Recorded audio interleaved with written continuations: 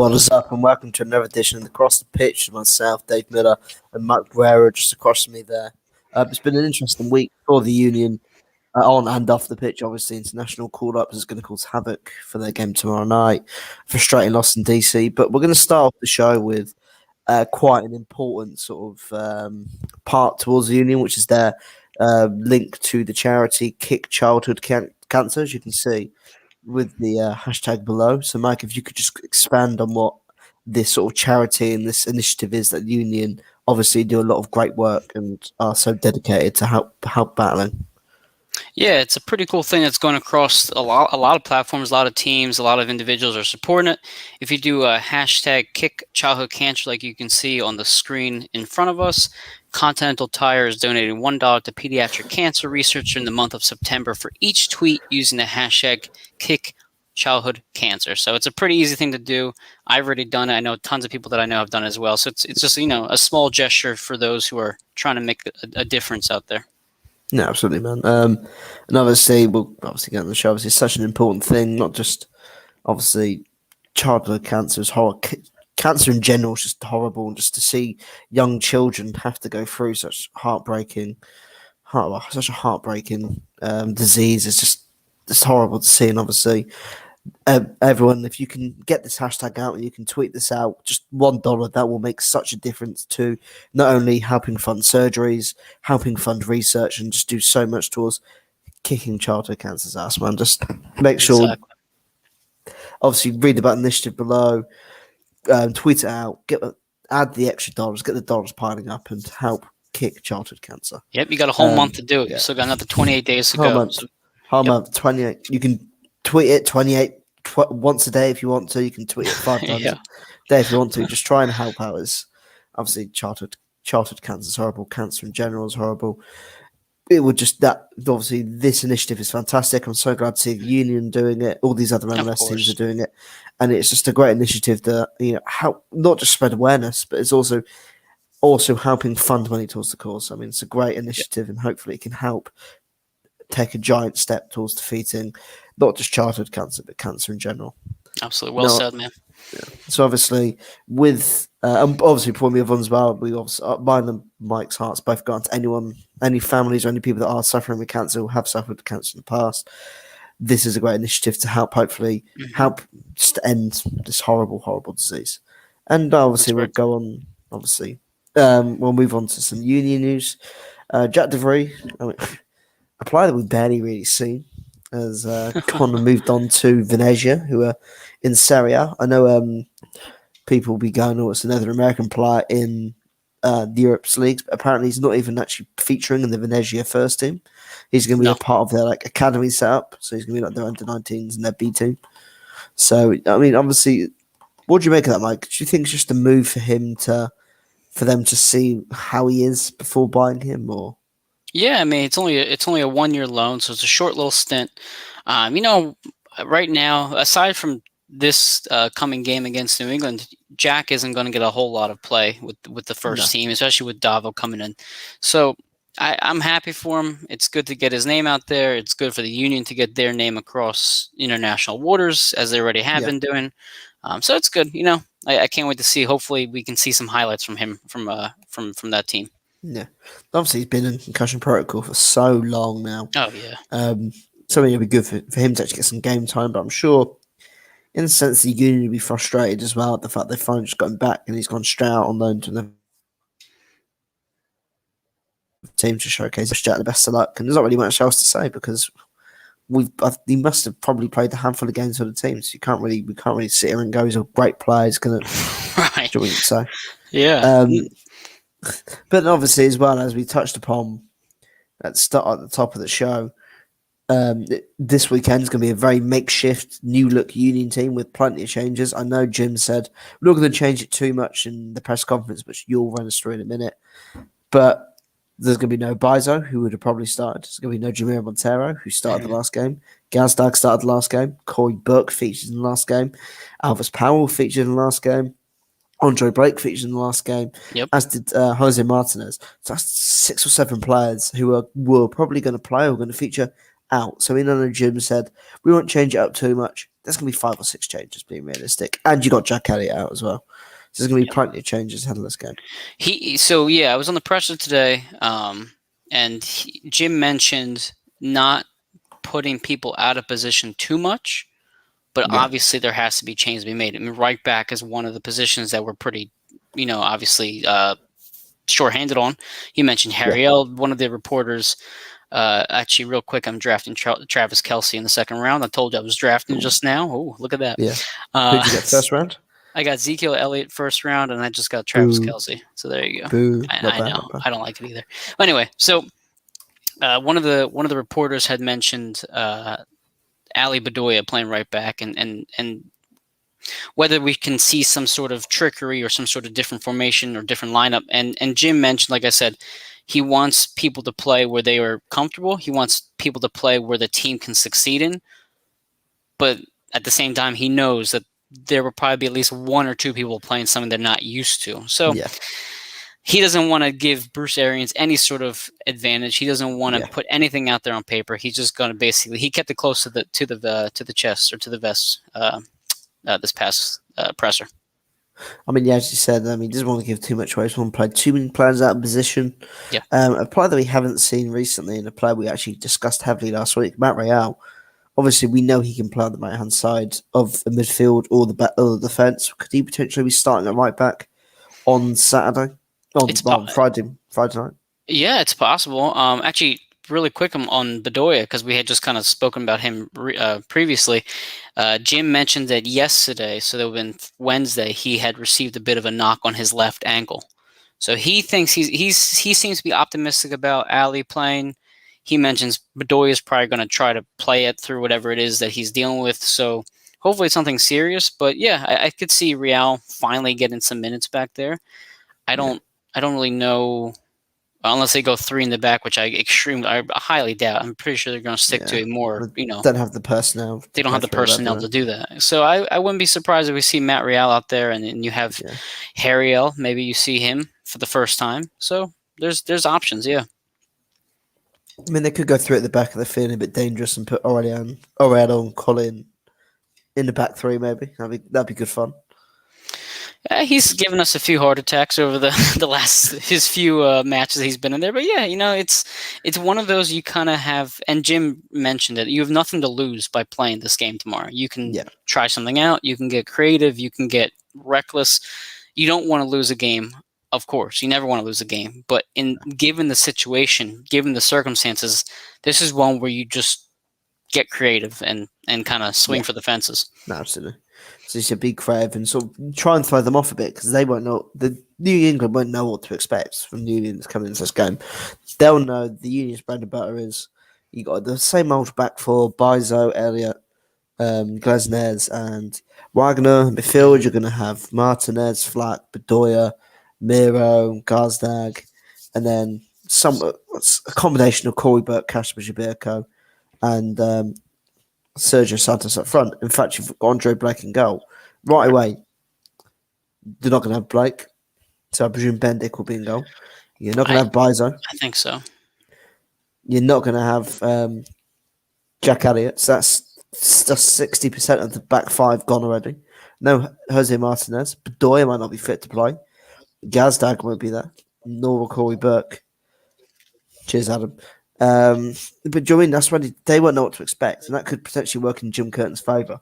As you know, as we've seen, the team's been so stale recently. Maybe the fact there will be changes, there will be adjustments to the way the team plays, might work in their favour. Yeah, I agree. And we have been, I think fans in general have been preaching for the young guys to play, these bench players who have contributed already to finally get their minutes. So it might be the spark the club needs. Maybe for the starters who are going away, it might be good for them to get away from Philly and clear their minds, because they're playing all out of sorts. And we can, if you want to kind of segue ourselves into the DC United preview now. Yeah. I'm sorry, review rather. DC United review. Once the game ended, or the next day after, what was your kind of gut reaction? How did you feel after seeing them just get embarrassed? I mean, it sounds harsh, but nothing really, because it was something that I was anticipating. It was going to come at some point. The Union have been lucky over the last couple of months that they haven't been totally battered in the game, embarrassed in the game, like they sort of were against DC, and it's been coming for a while now. It could have happened in Orlando, Yeah. could have happened in Atlanta. Luckily, they got themselves back into those sort of games, but that was the sort of game where they just couldn't get anything going for 90 minutes. They were lucky to even score. Oh, it was absolutely pure luck that Atlanta, they yeah, scored. DC United could have been 2 or 3 up inside the first 15, 20 minutes. If it wasn't for Andre Blake, it could have been 7 or 8. It really could have been one of those games where they got absolutely bad. But as I said, I just didn't really. I wasn't shocked. I wasn't. It was a very poor performance, but I wasn't shocked because a result. Well, not a result because I guess looking on paper, 3-1 away from home really isn't that embarrassing on the face of it. But the actual performance, the level of intensity, and how they let DC totally run all over them was something I've been expecting for a while now. So I wasn't totally shocked, but it was an awful result. And I think you said it correctly. I wasn't shocked because I felt like they've been kind of declining their level of play, but it was disappointing. yeah, It was a bit unsettling. Here, okay. So let me go back 2 weeks now. Okay, so 2 weeks ago in the press conference with Jim Curtin, he says this team is a bit out of sorts out of their loss to Montreal, so we're going back to basics. He said that multiple times. We're going back to basics. yeah, The problem with that is if you say we're going back to basics, then you should expect a prepared, fresh, and ready to go lineup. That's what everybody's yeah, like, okay, here we go. We're going to get right back in it. We're going to go down to DC against a team that we played well against previously, and we're going to have a good outing. Then you see like that Christmas tree formation with the way they changed things up. They put Casper up top by himself. Again, you felt okay, he's doing something different. yeah, He's realizing that his personnel isn't fitting the 4-4-2. He's trying something different. The first 15 minutes of that half was abysmal. And even Curtin said that we switched. According to Curtin, he said that we switched out of the what was that, the 4-3-2-1 within the yeah. first 17 minutes. He said within the first 17 minutes, we stopped running that thing. I just realized I'm on the clock. I apologize. My bad. Okay, Dave, Edwards-Helaire or James Robinson? What other options have you got? Josh Jacobs, Chris Carson. And I already have Zeke. Ooh. I'm going to go Edwards-Helaire. Doing it. Okay. So you got to pick up Gus Edwards at some point, man. Thank you. He's down there too. Anyway, back to the Union, back to regular football. So, yeah, but the worst part about all that was too is that they didn't deserve the goal. They got the goal, and now you expect a Union to play Union soccer, which is get the goal, suffocate the team defensively, squeak out the close win. But the problem is they didn't do that. They held on, they got the PK, and then they just continued to get outplayed for the rest of the half. And then the third goal was just embarrassing. So it was frustrating because at what point is Jim held accountable for not fixing this team when they're back to basics? Yeah. I mean, the frustrating thing as well, as you said, the initial formation and everything was the Christmas tree. The whole mantra of the Jim Curtin system is you're going to sit back, you're going to hit them on the break, and you're going to press hard up the field. Going with that front three, it was never going to work because Casper's too slow to press high at the pitch. Gazdag doesn't press. Gazdag hasn't pressed, and Jameer Montero can't do it on his own. So already you're going a 3 against 1. Well, right. The way you're limited that high press, so essentially DC already just sort of bypassing your front three and then moving on to the midfield straight away. With the no high press, they got absolutely ruined from having the no high press, and they just bypassed the front three and just moved on into the midfield, and that's why they just dominated the game. The midfield couldn't get a grip. They struggled to actually press up the pitch. They didn't offer any high press, and DC just sort of had a cakewalk in the park. Really, they missed Sergio Santos. Okay, so I'm going to stop you there. You mentioned two things that are really, really important: Sergio Santos and the midfield. So for one, I think it's time for us to get over the experiment of Jose Martinez and Leon Falk playing at the same exact time with Ali Bedoya. because they just have no offensive presence at all when No. they do that. Second thing, Sergio Santos. Is he the most important player in the starting lineup right now? And that seems Well, kind of crazy to say, but what, just on face value, what do you think of Sergio's importance to this team in terms of ranking? Where would you rank him on the starting lineup?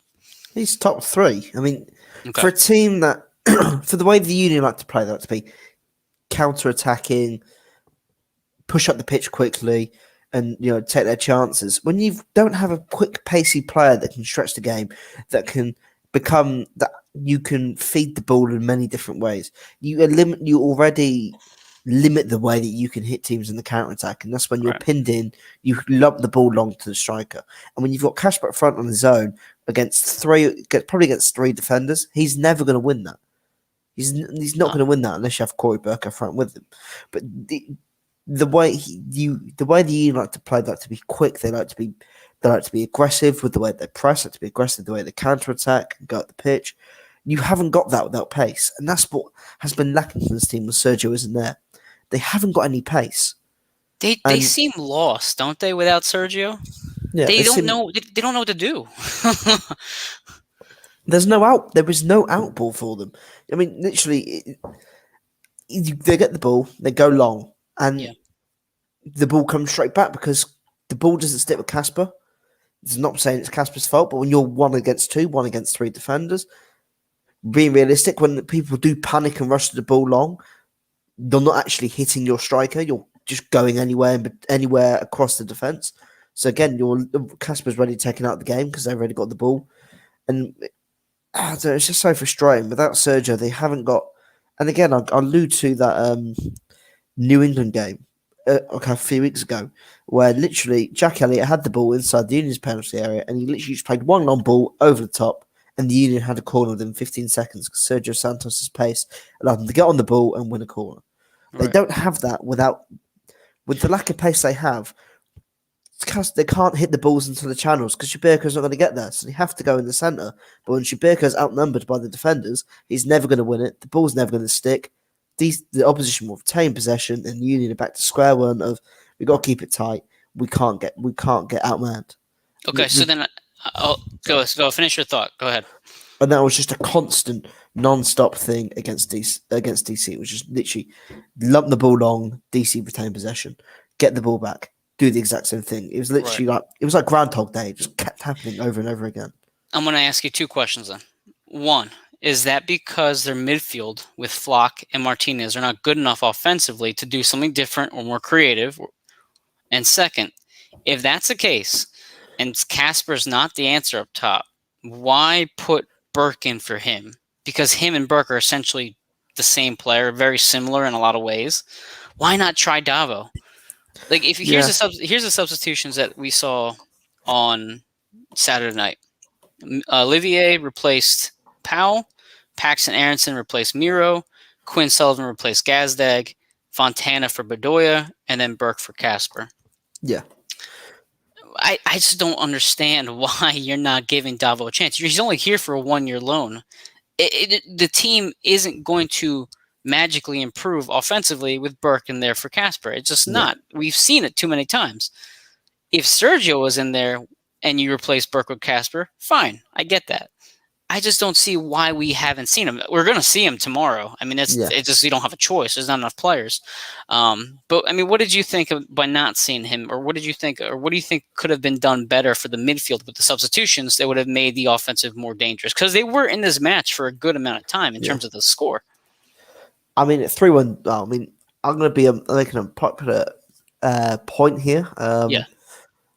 The signing, as you said, Casper is not the option up front, or Guy's not the right thing, not the right fit. The Union have signed the wrong players, or are using their players in a system that doesn't work for them in general. Okay. So people like Casper Shibirko, if you're going to use a player like Casper, you've got to be very narrow. You've got to be very direct with the way you play, and you've got to have players immediately feeding off of him. With a player like Gazdag, you need to be possession based. You need to keep the ball. You need to You need to keep the ball. You need to, get the ball into your playmakers and let Gazdag do his job of having players out wide with him and all two strikers to feed off. The Union don't do either of them. The Union No. very much circuit pressure and will hit in the counter attack and we'll go and we'll try and work the ball on the ground and we'll try and work out the pitch on the break, which doesn't fit Gazdag because the game evades him both ways. Because obviously on the game, the opposition are attacking, Gazdag sort of isolated. And then the same way as in the counter-attack sense where he hasn't got the time to essentially get the ball down and look at his options, beat a couple of men. Because when you're on the counter-attack, you've got to be bam, bam, bam. Be quick. He can't do what he does when you're trying to have to be at a quick pace of counter-attack. And then going back to Shibirko, I mean, when the Union do go long ball, and that's when, again, the game evades Gazdag because he's the 10. He's the guy stuck in the middle. You've got him here. Shibirko's here, just in front of him. The ball's going boop, boop, boop, boop, boop. Gazdag just stood there watching the ball go over his head, which is obviously harsh for him to see when the Union are backs against the wall. But the Union are too combative to fit his style of play, which is get the ball down. I'm not saying like Man City style of play, but a possession-based style of play where you work your way up the pitch, work your way into the box, which Union don't do. The Union, as we say, are high press, counter-attack. That doesn't fit Gazdag. The high press doesn't fit Shibirko unless he's got a striker out with him. So I think if you're going to play Shibirko, you need to have a striker up front with him, or you do go 4-3-3-1, and then you've pretty much got you've got a triangle up front with two pacey players out wide. That Shibirko wins the ball's going out, hopefully going to the players beyond them. And then obviously, as you said, you don't want Martinez and Flack in the same team. With a 4-2-3-1, you can play both of them in the same team. They can be a box-to-box, ball-winning midfielders, and then they can let the front four do their attacking jobs, and they can just sit there in front of the back four and protect it, essentially, letting Bizo and Kai Wagner play to their strengths, which is go up the pitch and put crosses into the box. There you go. I have solved the Union's problem there in 2 minutes. You really have. So is there any scenario that you can see or any lineup you can see where Gazdag fits naturally in this team? Because I feel like people have been saying Miro or Gazdag are the obvious choices for the 10 because of their talent level, because of the positioning that they're used comfortable with, whatever. Fine. I would say Miro is better as the 8. I think you and I both agree with there, and other people agree with that too. Box to box. So then we saw this against Toronto at home. When Gazdag was up top, Sergio had the most magnificent half in the world, and Miro was there. We thought, okay, finally this team is getting it together. Since then, it hasn't worked out. No. So if he's not working in this new formation we saw the other night, if he's not working in the 4-4-2, is this experiment with him just done? I mean, is there any way you could position him at all? Because we put him at forward, it hasn't worked out. We've put him at the 8, hasn't worked out. We put him at the 10, hasn't worked out. There just seems like he's always out of place. He's always not in the right spot for the team around him. I mean, as you said, it's not the fact that he's not in the right. Like, the style of play doesn't fit how he plays. So he's essentially a bystander in the sense that, right? Again, the ball just sort of, he's just sort of the odd man out. He's sort of the Union art of the. It's hard to explain it. He's the odd man out. Well, I'll stop you right there. You just said it right there. He's the odd man out, which I agree. I think you want to play Miro over him easily. That's without question. So if Gazdag is the odd man out, who then takes his place, and how does this formation change? I think, in terms of how the Union like to play, he's odd man out because it's a combative, quick counter-attack, sort of high-press style of play, and sometimes a bit direct, which all doesn't work to Gazdag's strengths. He's a calm, get the ball into his feet, let players feed off him, create stuff. And we've seen it in games in which the Union have gotten on the ball. They've played well in possession. They've against teams like Toronto, against that Toronto game where he ran the first half. He completely ran that first half. And we've seen games where the Union have played 2 up front with a bit of pace with Santos, because then it allows him to get on the ball, and he knows that he can put balls in behind for players like Santos because they're going to get on the end of it. And it's going to create more space for him when the defense is going to have to push off. and he's then got more space in between the midfield and the defence to do what he can do. We've seen it against Toronto with the great through ball with the great plays he made against them, and the Union haven't. Perhaps it's probably the Union are in, and somewhat has contributed to how his struggles. Maybe I think because the Union, apart from that Toronto game, I can't really think of a game in which the Union have gotten the ball down, and it's been in a pretty open game. They've been able to control the game in spouse of possession, let their players do their own things. I can't, apart from that Toronto game, I can't think of another game they've done it. Portland, maybe. Maybe Portland. Obviously, Yeah. Gazdag, I don't think was there then. No, he wasn't. But then against like Montreal would have been the perfect game. I think if they had the Union have gone 1-0 up, that would have been the perfect game. But obviously, they didn't. They were 1-0 down, and they were playing against a team that was sitting deep. And again, for a midfielder like Gazdag, when you have to face up against a team that's sitting deep, the way that you play the game, the options for you become very limited as opposed to what he probably could have had if it's still a 0-0 game in Montreal, or even if the Union 1 up and the Montreal have to chase the game, you can hit them on the break. They're going to be much more open, much more expansive, and that allows the Union to be much more expansive themselves. But I mean, yeah. Sorry, go ahead. Finish your thought. It's just playing to his strengths, and obviously the way the Union play just doesn't play to his strengths. Agreed. So, it's tough because Jim said it today. You know, the 4-4-2 is here to stay. We're not going to break away from this as of yet. Unfortunately, it does seem like Gazdag is going to continue to be in the lineup unless Jim has just had enough and that's it. I mean, you could argue he just hasn't had a lot of experience with this club. You could argue the tough schedule at times. You could argue a lot of things. I agree with you, though. I don't think there's a position for him to play that fits his style well enough. So I completely agree with what you said. If that's the case, if you're going to leave Gazdag in the lineup, then you have to figure out how you're going to do the midfield better. And I guess that would put Miro at the 8. But does Martinez then play the 6 over Flock? Or who would you put then at the 6? And you keep going Martinez, or do you put Flock back there? I mean, honestly, I think Martinez is better going forward than Flock. I think he's more creative. He's more adventurous. He's more willing to take risks. And he's a bit quicker as well. I mean, maybe Martinez might not. His end product, as we've seen, isn't very good. Mm-hmm. But at least when he is on the ball, he's willing to take risks. He's willing to drive up the pitch. And you get him away from the edge of the penalty area when he's doing these stupid turns. But again, it's playing to your players' strengths. And it's clear that some of these players don't fit Jim Curtin's system to the way that he likes it. We saw it last year in some games when the Union did go 4-2-3-1, and they did look better going forward, and they did look better in attack. They looked more balanced. And I think it'll be perfect for this team because it could easily work over 4-2-3-1, and you have probably Bedoya and Flack, or Bedoya and Martinez in the middle, or you can have Bedoya and Martinez in the middle. Martinez and Flack in the middle, Bedoya on one side, maybe Sergio Santos on the other, Gazdag in the 10, and Shabirka up front, or even if you have Montero out wide. And it's just playing to your player strengths. And then Gazdag, then if he is in a 3 attacking midfield, he's then got other options around him as opposed to when he's in the 10, where, again, he's isolated in on his own. He hasn't got players when he looks up. Sort of, he has to go, he either has to take a risk, or he has to go negative. He has to be negative and play the ball back to the likes of Bedoya and Flark. So I mean, it could. I think potentially a formation change could work to actually fit to the personnel that you've got. I think that's just me, perhaps looking too much into it, but I think a formation change would be the best thing for the Union right now. I agree. I mean, we're going to certainly see a formation change next week.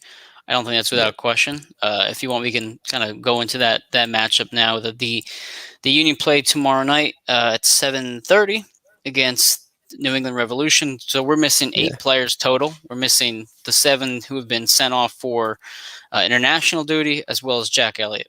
So, have you thought of a lineup yet for this particular match? New England, obviously.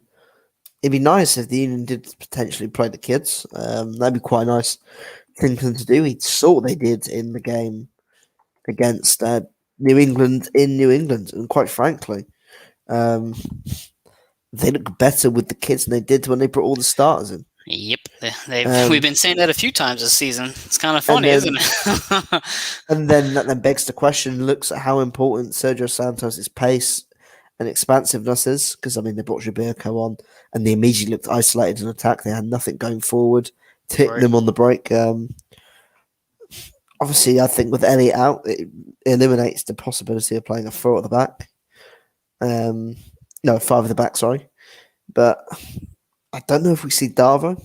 That I don't think Jim thinks he's ready. Jim, we saw with Gazdag. It took Gazdag a while to actually break into the team. When he did come in, he obviously He was on the bench for the first few games, and then finally sort of integrated his way in. But maybe he'll do the same with Darvo. So Ilsinho is out. And they said he might be ready for Club America. So the back four. So I'm assuming Bendik plays. I don't think Freese plays. I think they go Bendik Yeah, because I don't think Bendik deserved to get benched for Freese on that one match after the DC United game. I thought he yeah, played fine. I mean, granted, you could argue both have had their moments in their brief stints on the field this year. So let's go Bendik.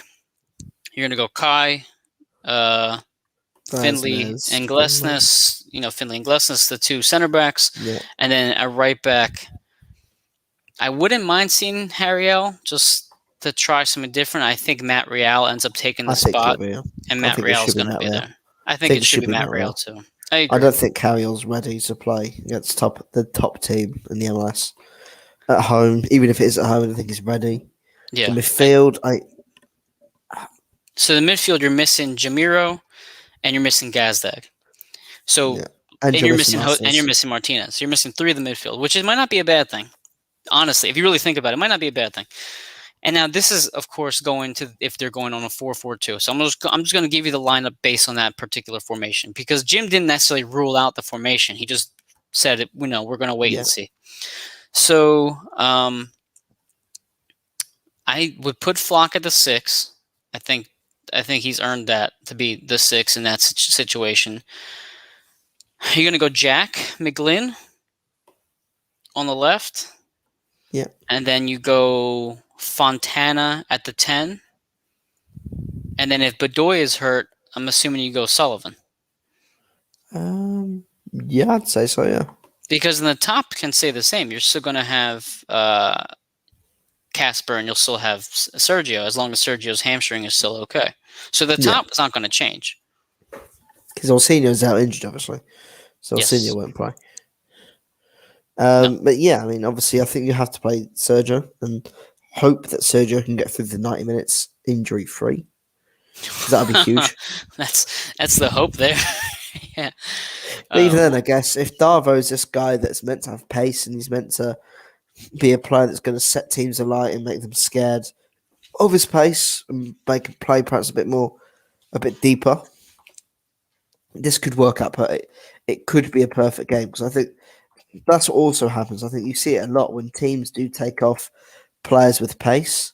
hmm Um, teams feel a bit more confident. They're going to push their defense up further up the field, perhaps pin you in a bit deeper. And I think we saw that in the New England game where they did take Sergio off because I think with that bit of pace, defenders think if we drop an extra 5 yards, we'll probably have enough to cover us out, cover our own backs.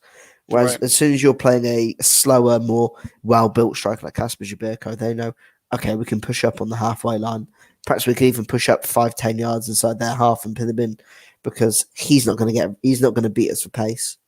And I think that's probably hampered the Union again. Like, the lack of pace hampers the Union in the sense that teams feel more inclined to actually push deeper in on them and push them in because of the way in which they lack pace. They haven't got anyone that directly could hurt them on the counter. As we've seen, like the Union like to hit teams on the counter, but it's a lot more slow pace, get the ball and work their way up the field as the opposition are trying to rearrange themselves defensively. So, I mean, obviously, I think if the Union are going to try and win this game, they need to have at least some pace up front the entire 90 minutes. Even if you stick Quinn Sullivan up front for like 15, 20 minutes at the end, they need to have some recurring pace up front to keep the defenders on their toes, keep them dropped off, and then to give them more space to sort of work the lines, move up the field on the counter attack. So I'm one thing I'm excited about in particular, and this is kind of what I was excited about the last time I played the Revolution, was the speed that the midfield is going to have and the Yeah. offensive capabilities that the midfield will have with McGlynn there compared to Flock, for example, Yeah. on the left. So I'm excited for that. Now the bench will not have Il Senior, like I mentioned. So you're going to have Davo, Paxton Aronson. I'm assuming Colin's going to be there. Bendick. Bendick or Freese, whoever you alternate there, and Harriel. Yeah. Am I missing anybody there? I Hmm. think I got everybody. I know Bueno's not here yet. I don't know when the hell he's going to No, yeah. come. It's so. Oh, you have Yeah. the. No, that's it. So that's the formation. I don't see Jim going to the bench heavily, No. unless something needs to happen. I expect Paxton to have at least maybe 20 minutes or so. Bedoya, I wouldn't mind if he just sits Bedoya if he's moderately hurt. If he's not 100%, I say just sit him and let him rest and Yeah. let us have at it with the kids in hand. I mean, even though Ali's been an up and down player this year, I think that he still does provide a leadership on the field. Yeah. And okay, here's a question for you. I'm going to segue a bit with the leadership standpoint of things. So I saw a lot of people online upset about this team's character after the loss to DC for two reasons. One, the last goal that Kai gave up, where they basically the team just stopped running, and Yeah. Flock gets embarrassed 1-on-1, and then boom, that's it. The second thing was when Jose Martinez took the shot from 35 yards out, and you see Yeah. not Fontana, Sullivan actively upset with him, and you can kind of tell you can see Jose kind of mouthing off to him. Yeah. Do you think this team has any sort of cultural or locker room or any sort of chemistry issues and that are just being exposed now that they're coming out? I don't think And so. I'm not No. saying this is Ali's fault, because I did kind of say he's a captain, he's a leader. I'm not saying it's Ali's fault, but I'm saying just as a whole, are the leaders doing enough to keep this team unified despite how poorly they're playing? No, I don't think there is any sort of dressing room or locker room sort of mishaps or anger towards each other. I think that's more frustration of the situation, what's going on. I think you'll I see it in agree. a lot of team sports. I mean, you'll see it in the NFL. We'll see it in the NFL next Thursday. We'll see it in the NFL next weekend, where the team will miss a play or someone will do something they shouldn't have done, and people argue with each other. We'll see people argue on the touchline. I don't think it has a bearing on the actual dressing room or locker room sort of characters and dressing room sort of environment. I think it's just general frustration in the actual game. So I'm not worried about that. Sometimes you do argue on the pitch. You go, "Why have you made that pass?" Or "Come on, I was still on goal." Or that happens all the time. So I don't think that's an issue. Agreed. But obviously, quickly as well, looking towards the actual bench of the team, we could see a rare Cole Turner sighting on the bench. That's true. He's one of the forgotten homegrowns that nobody really ever Yeah. talks about as him. So that's a good point. There's a lot. There are some options there. Not something that maybe you feel super confident about, but there are options back there. So I'm gonna talk about what you just. I think you're right. I think people, when they are frustrated at their teams, see the team frustrated and then automatically assume the worst. And I think as Eagles fans, we've seen what can happen when the locker room gets a bit tense. Yeah. But I agree with you. These players are playing at a high level. They're playing, they're playing this as a career. This is their daily job. They have a lot of passion. They put a lot of time and effort into it. So you're going to see arguments, and that happens in any work area, any work environment. You're going to see times when people butt heads, and that's perfectly fine. I think what would make me more upset is if they stop playing, or they yelled at curtain, or they started fighting on the sidelines more. I would be more upset by that than them yelling at each other on the soccer pitch, because you're right. It's heat of the moment. Like a striker's always going to think he's open, type of thing, or people, especially like Quinn Sullivan, who's done so well in the short time he's had. He's demanding the ball. He wants the ball. He doesn't want to see Martinez blow another offensive drive by just kicking it over the net. Yeah. So I understand it. I think it's kind of silly. I mean, that's just the way the Twitter sphere and internet works nowadays, is that people just get overly panicked and overly hyped and overly scared. But it does beg a question. Is it a little too early to panic, or do you think the panic button is you're starting to Um, put your hand over it? Do you think you're starting to hover over the panic button a bit? What I'm do not you going to think? panic. I'm not Because going to panic yeah, yet. go ahead. Because this team could easily find a spark and go on a good run for me. I mean, who knows? Honestly, who knows? But I mean, I was going to say, I think I'd be more concerned if I didn't see players getting frustrated with each other and being frustrated in general, as opposed to sort of not caring if people just sort of, as soon as they saw Martinez had the shot and Sullivan just sort of put his head down and carried on walking back or stuff like that. The fact that they're sort of arguing with each other, they're making a point to each other, shows that they care, shows that they still want to win. They've got that fighting desire. So I've got no issues with players arguing. Regarding the panic button, I'm not going to click. I'm not going to be pushing down on it yet. I'm not too worried about it yet. I think I saw the stat the Union haven't actually won a road game in 10, which Yeah, is it's been a slightly long time concerning. since they've won a road game. It's slightly concerning, but I mean, they've lost. Well, I think let's go through their last 10 league games. So while you're looking at that real quick, I will bring up the table as we speak about the panic button. Do you think the Union? I almost said the Eagles. Oh my god! Do you think the Union should panic yet? So right now, the Revolution have 49 points. Orlando and Nashville are tied for 35 points, second and third, respectively. The NYCFC has 34 points, and the Union have 32 points in Yeah, fifth. Okay. Below them is Montreal with 31. DC United has 30, and it's 27, 27, and so on.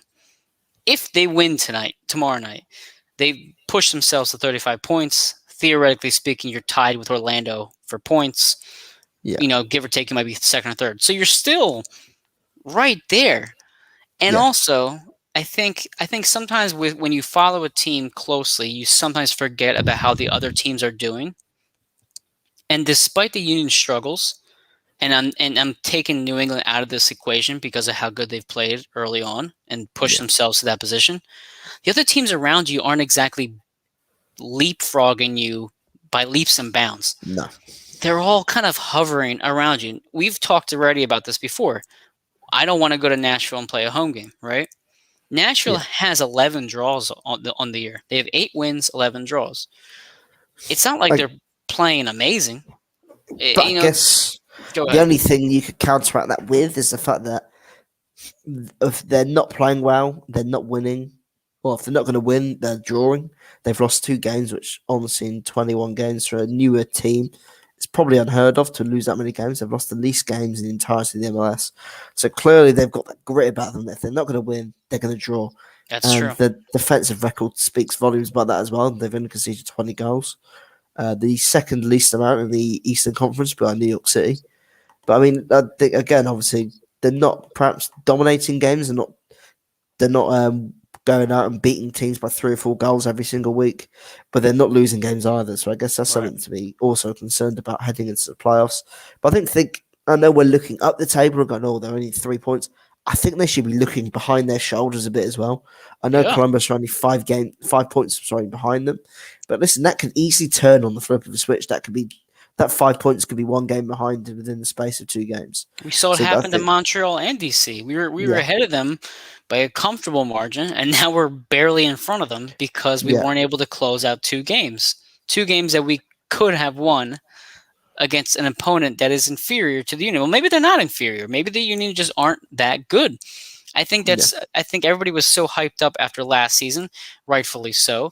But you're losing a player like Mark McKenzie, who is you appreciate his presence a lot in the center back position.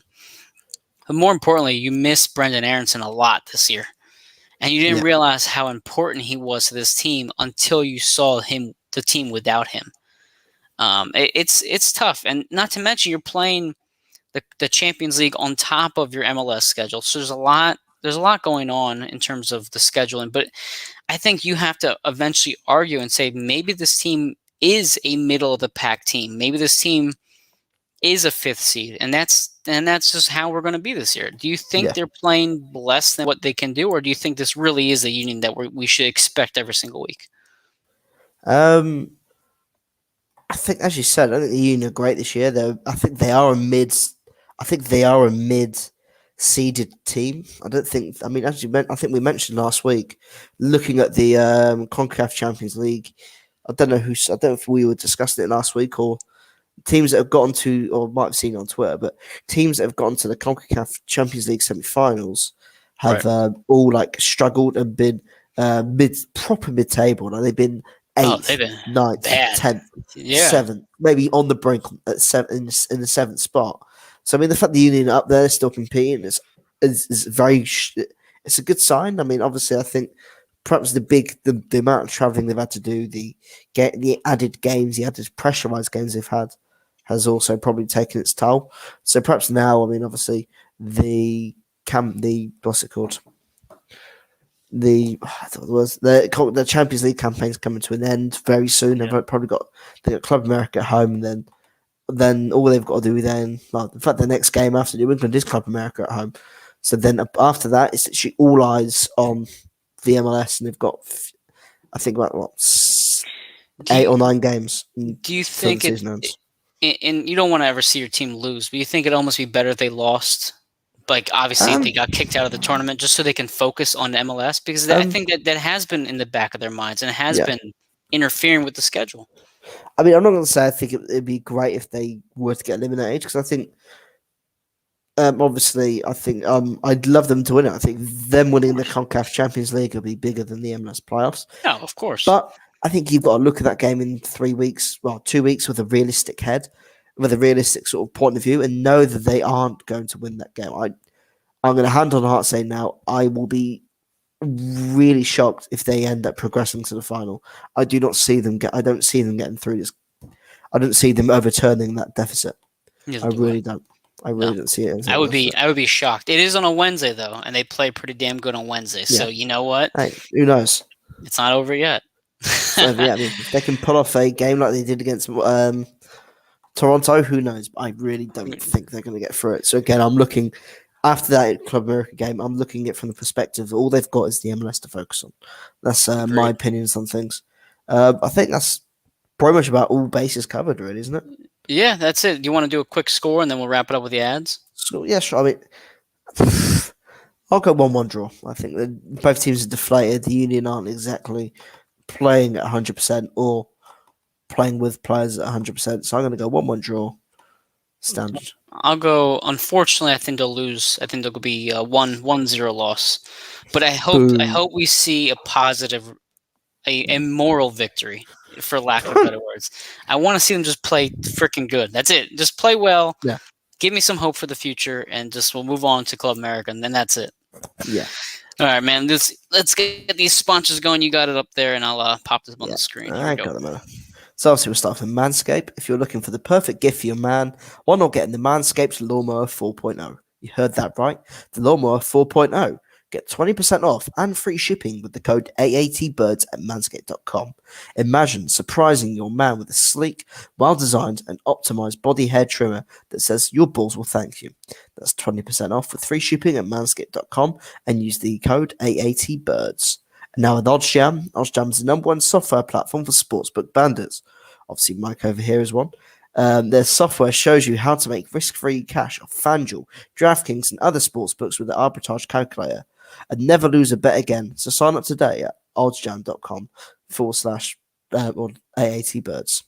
Now check out Statement Games Incorporated for a fun and new way for fantasy sports and entertainment as well. You can win gift cards and prizes and much more, and it's free to sign up. So sign up at statementgames.com. I don't know if the link's below, but sign up at statementgames.com. And then obviously 99jerseys.com, a very popular website and very popular place to buy jerseys on this for the all about the birds and all authentic. It's all authentic sports brand. All authentic talk. Yep. All authentic talk sports. 99jerseys.com. Get 20% off your next order by using the discount code AATBirds20. Check out the wide selection of quality kick-ass jerseys of your favorite sports movie characters and throwback jerseys of some of your favorite stars. So again, order at 99jerseys.com and save 20% off by using the discount code AATBirds. I know Chip has used that website a few times. He's got some really cool jerseys that he loves wearing. And then the AAT Birds shop.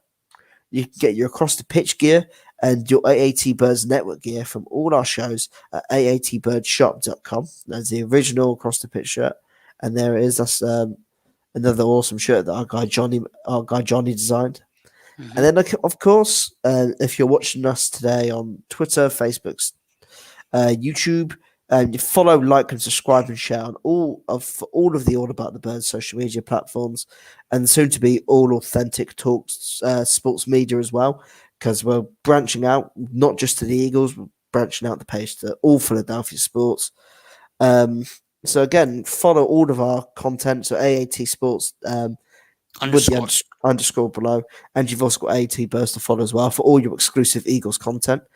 So again, follow us on Facebook, Twitter, YouTube, and Instagram. And if you missed the show, if you missed last night's Big Wednesday report, which Mike was actually on, you can not only listen on Apple Podcasts, you can also rewatch it on YouTube. And if you're watching us live on Twitter tonight, you can actually rewatch the show live on Twitter, live on Facebook.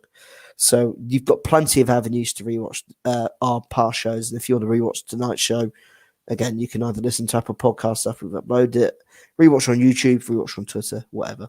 But again, make sure you subscribe to anything about all about the Birds and All Authentic Talk Sports, and make sure to get notified for new content and leave us a review, and that'd be greatly appreciated. So not only what me and Mike know what we can perhaps change in the future, the entire page, we know what we can change, what we can help to cater to your needs. So thank you again, everyone, for listening in tonight. A bit of a shorter show than usual. Obviously, the Union, after this, Union go off on a 2-week break, and then they come back in action against the Club America and the CONCACAF Champions League. So next week will be a bit more of a relaxed show. Thursday Night Football, the first game in the NFL season, will be played during our shows. So make sure if you want to listen in. If not, you know where to hit us on the Friday morning or Friday afternoon, whatever you're doing. Thank you for listening, guys, and we'll see you guys next week. Here's a commercial from Manscaped. Attention, listeners across the galaxy, all the way from Australia to Houston. Do we have a pube problem? If so, our friends at Manscaped have cleared you for takeoff with their 4th generation and brand new Lawnmower 4.0. Kick your pubes to the next planet with the Performance Package 4.0. The orbits in your pants will feel like you're in zero gravity when you use the best tools for the job from the leaders in male grooming. Join the 2 million men worldwide who trust Manscaped and get your rocket ready for takeoff by going to manscaped.com for 20% off and free shipping with the code AATBirds. Ready for an out-of-world experience, fellas? Look no further than the Performance Package 4.0 from Manscaped that has just taken off in not only the USA, but Canada, the UK, across Europe, Australia, South Africa, and Singapore. Inside this package, you'll find their Lawnmower 4.0 trimmer, Weed Whacker ear and nose hair trimmer, Crop Preserver ball deodorant, Crop Reviver toner, Performance boxer briefs, and a travel bag to hold your whole solar system. First, scheduled for liftoff, new Lawnmower 4.0 trimmer. This spaceship is here to guide you on a journey to trim your body, balls, butt, and even Uranus. This 4th generation trimmer also features a cutting-edge ceramic blade to reduce grooming accidents thanks to their advanced skin-safe technology. The Lawnmower 4.0 has a 7,000 RPM motor, a new multifunction on-off switch, can engage a travel lock, and is even waterproof. The Lawnmower 4.0 also has a 4000K LED spotlight you can turn on and off when needed for a more precise shave throughout your travels across the universe. The Performance Package 4.0 also includes the Weed Whacker. It's like having a little astronaut to chop your worst weeds up top in your nose and ear.